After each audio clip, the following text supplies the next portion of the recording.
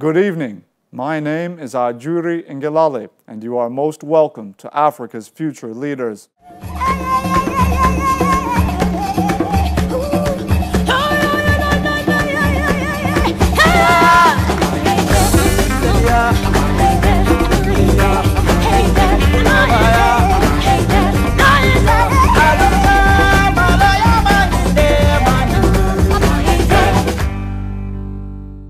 This week on the program, we are taking you all access into the Yali network. While only 1,000 young Africans are selected to participate in the Mandela Washington Fellowship each year, thousands more are accommodated in the Young African Leaders Initiative network across 4 regional hubs on the continent. How does this work, and who is able to link up with the Yali network? These are just a few of the questions for which we seek the answers ahead on the program. So come along with us as we go in to explore and better understand what the Yali network is all about.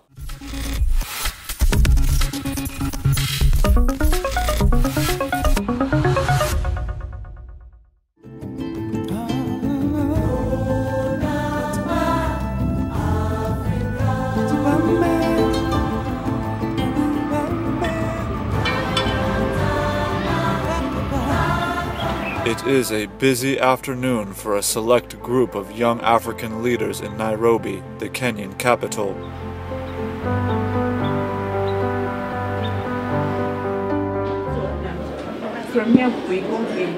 Gathering from East and Central African nations at what is known as a regional leadership center, we pay a visit to know more about the Yali network. Hello, David. How are you? Welcome. Thank you so much. Yeah. Thank you. Sure. So this is the Regional Leadership Center? Yes, it is. For Fantastic. East Africa, serving 14 countries in the region. Wow. Yeah. Wow. Yeah. Communications manager. I'm Susan. Nice to meet you. Ajuri. Yeah. Welcome to the center. Thank you so much. It's a pleasure to be here. Would you like to walk around? Yeah, absolutely. Okay. Let's start do from it. this side. Okay. David Kamau heads the center in Nairobi. We have 90 participants at a time, coming from 14 countries in the region, in East and Central Africa, between the ages of 18 and 35. Okay. Right. And when they're here, they're organized along 3 tracks. So business and entrepreneurship, public management, and civic leadership. Now what we have here is 2 different classrooms, which I'd like to show you.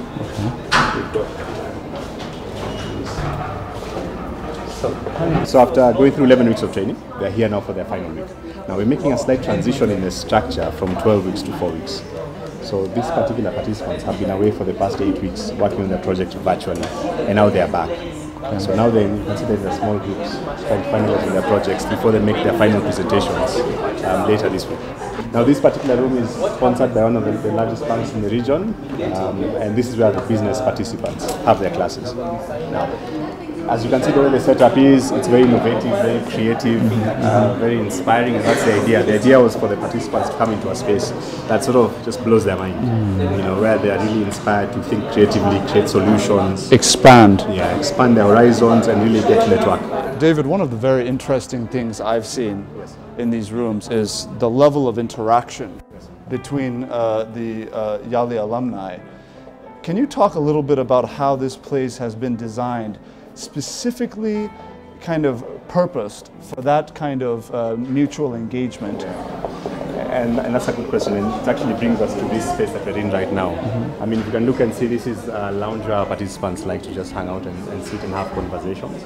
And what we tried to do with the space was to create the entire space to support that type of engagement.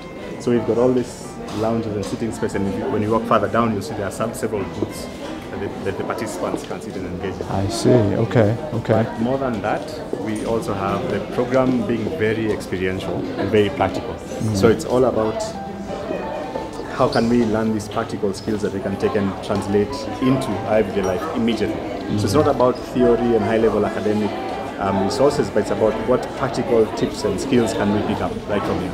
Now the other thing that we've done is, you know, because there are 14 countries that we're serving, we like to integrate them into, you know, smaller groups, where each group has a representation of maybe 3 to 4 countries. And that gets them to really collaborate and to work together, even when they're away from the center. One of the things that struck me is the fact that this center caters to Yali alumni from 14 different countries. 14 different countries, yes. And so that gives one the sense that, you know, not only are they coming from diverse backgrounds, but also with diverse areas of specialization. And you're right in saying that they've come from different backgrounds and different specializations. Though it's still around the 3 different sectors we talked about: public management, civic leadership, and business.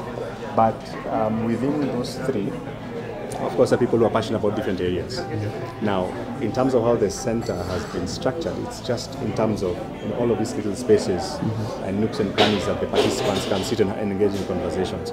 In fact, for us, what's powerful about the center is not the physical space, but it's the conversations that happen here. You know, I mean, think about young people from 14 different countries, as far as Central African Republic to Sudan. Think about that diversity, the different ideas, the different thoughts, the different backgrounds and experiences, coming together to learn together, to share, to interact, to help each other, you know, solve problems from the different communities. And so the space is structured around that. And one of the things that we've learned is the participants who teach us how the space can be used. So, you know, we configure the furniture in one way, but when they come, they shift it around to meet their needs. Yeah, and so this space really is theirs. I'm seeing these boards here, and I read cohort 15, cohort 14. Can you talk a little bit about how that works? So every single cohort, when they get to commencement, we have this visual mapping exercise. So what this represents basically is the commitments that they have made in terms of what they're going to use, the lessons that they picked up from the center. So basically they're saying, this is what we're going to do with all that we've learned moving forward.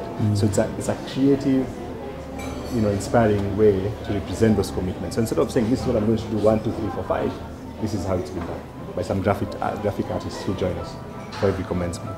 So we've got them from every single cohort, from cohort 1 up to cohort 15. And on Friday, when this particular cohort graduates, we'll have cohort 16. We'll have their map as well up on the wall. So to look at all these different artifacts, these are all from the different countries. And every time a cohort comes back, they return with gifts for the center.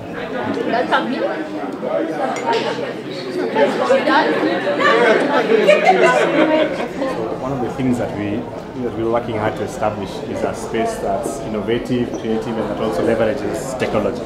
And so what I'd like to share with you now is our 3D printers. So we have 3 3D printers.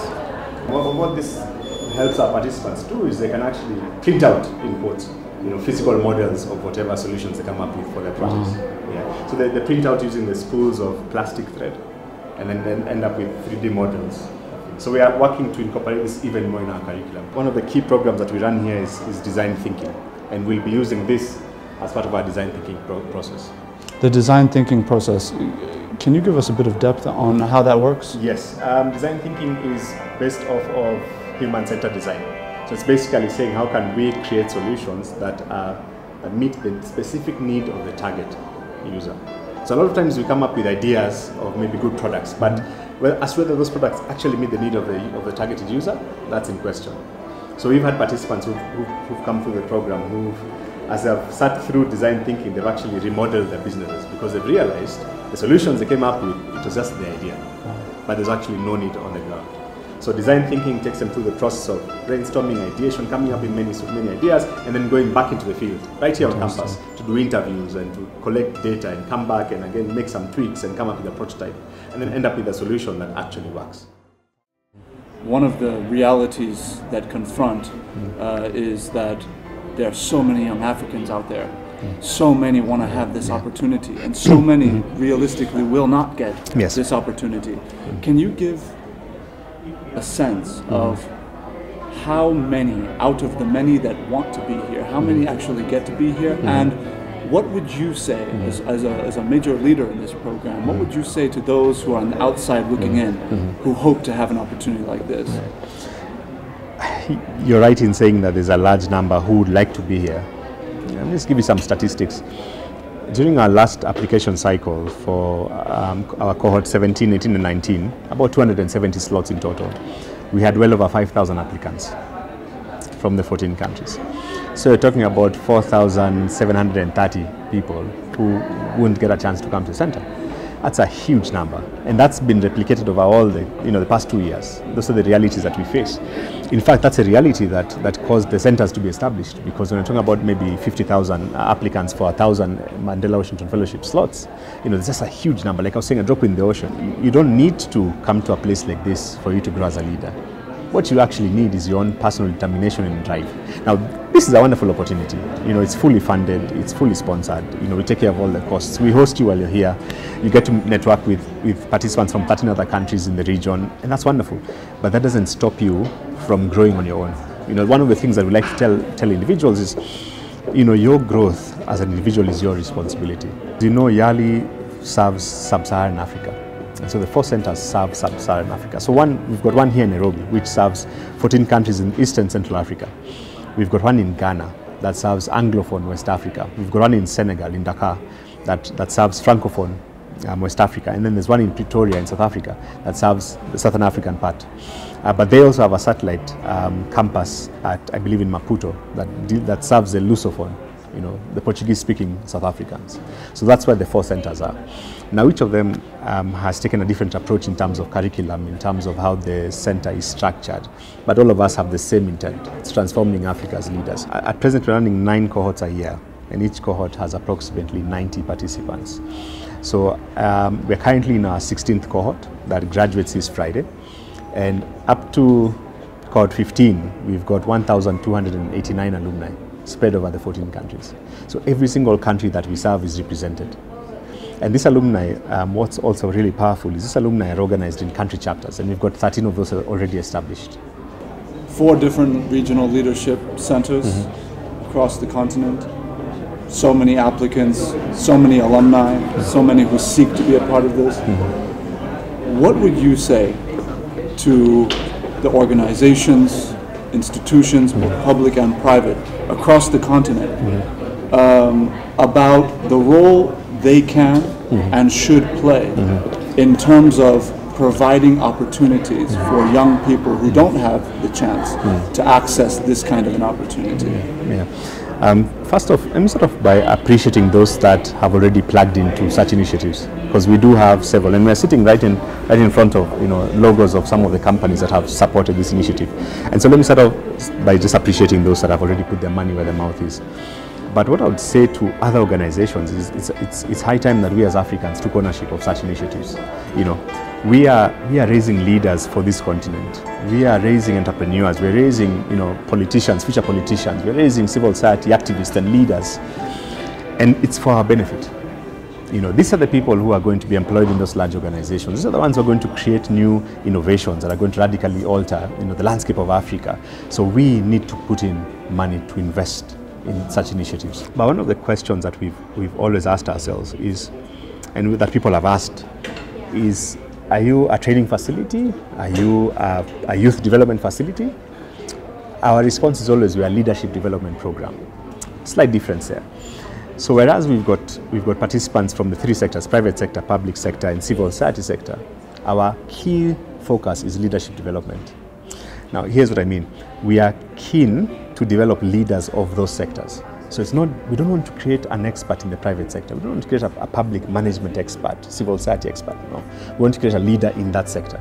So what we work to do over the weeks they're with us is to elevate their thinking to the point where they start to realize that I can influence my sector. So it's not about my business and how to do bookkeeping and how to sell and how to market and how to structure my business. Now we talk about some of that, but the idea is, how can I go back home and radically transform the private sector? How can I deal with vices like corruption and all of that? How do I radically uproot those things? Public management, same thing. So we don't want to